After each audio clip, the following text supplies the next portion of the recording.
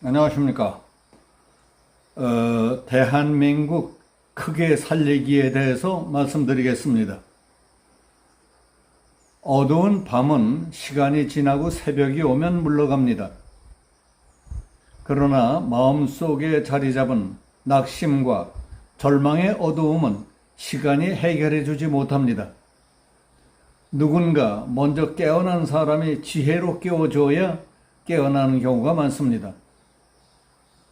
호남의 어둠을 깨우려는 호남 출신의 시인, 평론가, 대학 교수, 의사 등 각계각층의 많은 사람들이 열심히 노력하고 있습니다. 그리고 뜻있는 사람들의 동참도 늘어가고 있다고 합니다. 이제 대한민국 크게 살리기 운동이 일어나고 있다고 할 수 있겠습니다.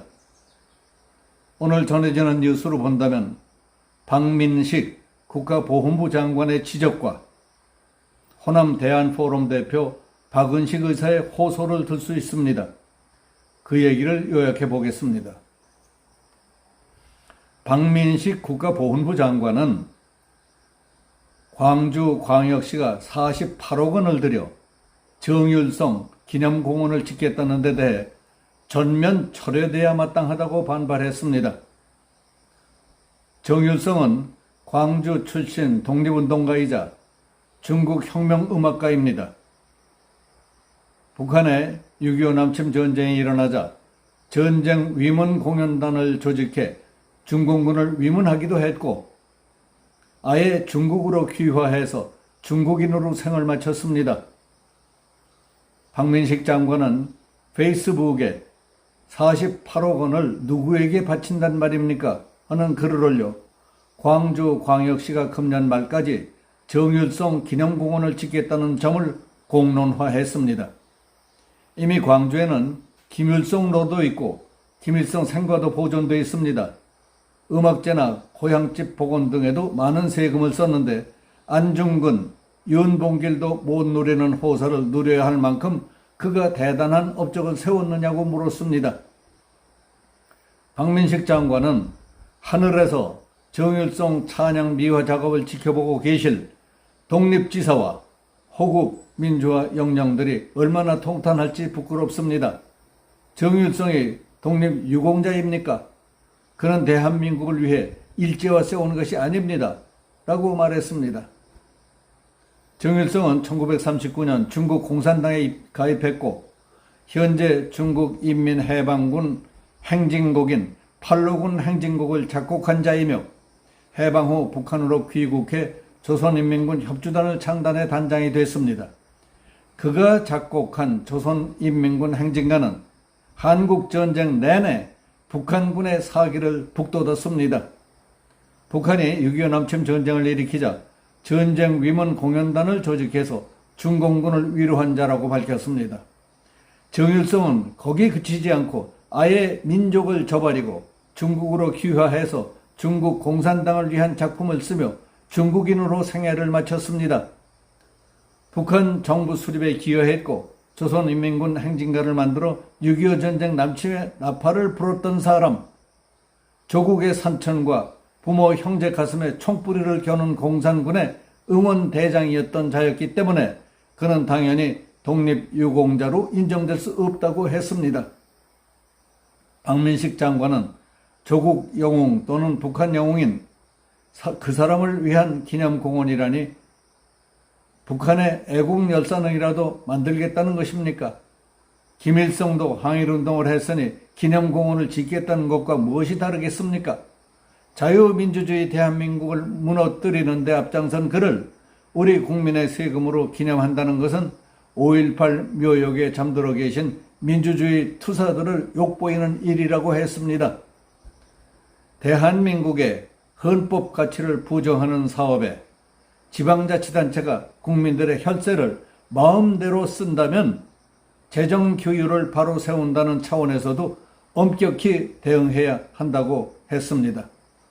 국가보훈부 장관으로서 자유 대한민국을 무너뜨리기 위해 앞장섰던 사람을 우리 국민 세금으로 기념하려는 광주시 계획에 강한 우려를 표한다. 전면 철회돼야 한다. 그래야 마땅하다고 했습니다. 다음에는 호남 대한포럼 공동대표 박은식 의사의 호소입니다. 호남과 대한민국의 발전을 위해 이제 좀 바꿔봅시다 하는 내용입니다. 그 내용을 요약해 보겠습니다. 세금 낭비하는 사업들을 호남이 솔선수범해서 정리합시다. 새만금 공항 건립부터 취소합시다. 불과 1.5km 떨어진 곳에 군산공항이 있습니다. 국민의 피 같은 세금을 그렇게 길바닥에 쏟아부어서는 안 됩니다. 매년 800억 적자가 나는 무안공항과 200억 적자가 나는 광주공항 중 하나는 정리해야 합니다. 학령 인구가 감소하는데 적자에 허덕이는 한전이 한전공대를 짓는다는 게 맞습니까?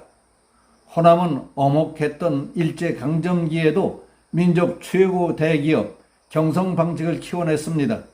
지금은 대기업의 농업 진출을 반대한다며 새만금 LG 스마트팜 프로젝트를 무산시켰습니다.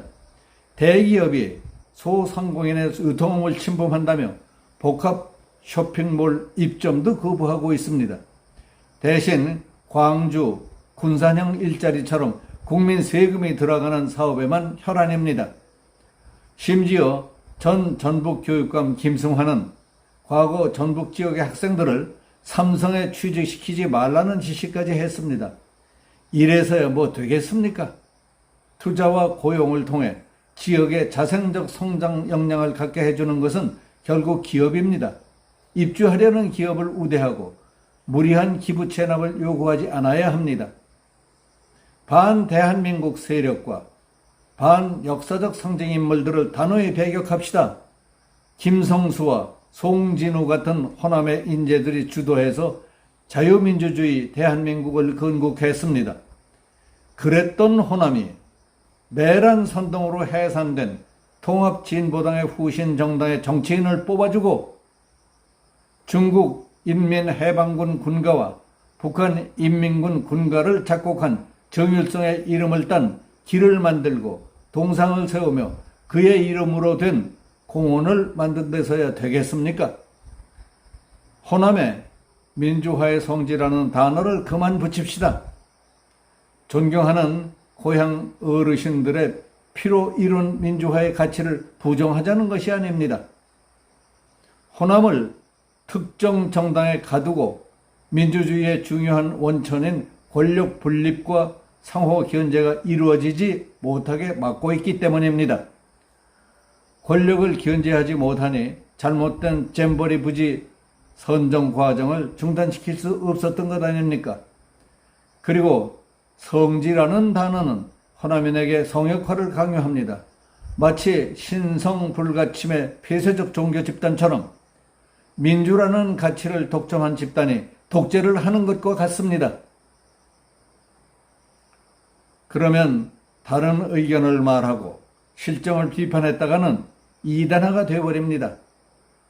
국민의힘에도 광주를 위해 투쟁했던 민주화 운동가가 많은데 5.18 묘역 참배도 못하고 쫓겨나기 일쑤입니다. 이래도 민주화의 성지라고 할 수 있습니까?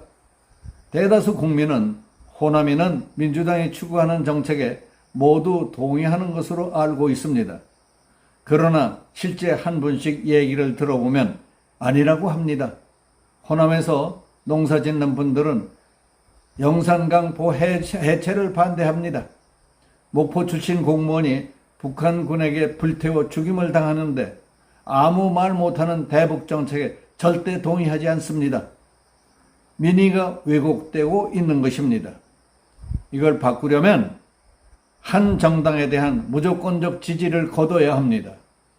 박정희의 고향 구미에서 민주당 시장이 나온 것처럼 민주당의 고향 신안에서도 국민의힘 군수가 나와야 민주당 정치인들도 긴장하고 호남인의 목소리에 귀 기울이지 않겠습니까? 호남과 대한민국의 발전을 위해 이제 모두 바꿉시다. 대한민국 크게 살리기 운동을 펼시다. 여기서 마치겠습니다. 감사합니다.